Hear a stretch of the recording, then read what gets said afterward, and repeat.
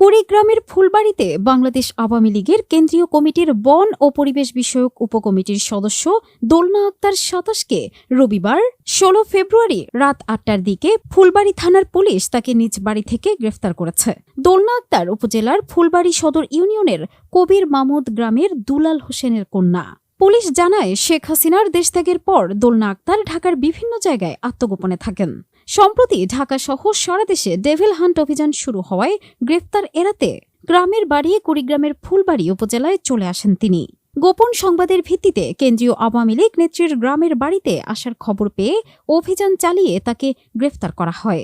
এ প্রসঙ্গে ফুলবাড়ী থানার officer in charge OC Mamunur Rashid জানান, কেন্দ্রীয় আওয়ামী লীগ নেত্রী দোলনা আক্তারকে ৪ আগস্ট ফুলবাড়ীতে ছাত্র জনতার আন্দোলনে হামলার ঘটনায় দায়েরকৃত ৬ নং মামলায় গ্রেফতার দেখানো হয়। আজ সোমবার সকালে তাকে আদালতের মাধ্যমে কুড়িগ্রাম কারাগারে পাঠানো হয়। ৪ আগস্টে সে ফুলবাড়ী থানায় যে ছাত্র জনতার উপরে হামলা করা হয়েছিল সেই হামলার সাথে সম্পৃক্ত থাকে। তাকে ফুলবাড়ী থানা মামলা নং ৬ গ্রেপ্তার করে বিজ্ঞ আদালতে প্রেরণ করা হলো।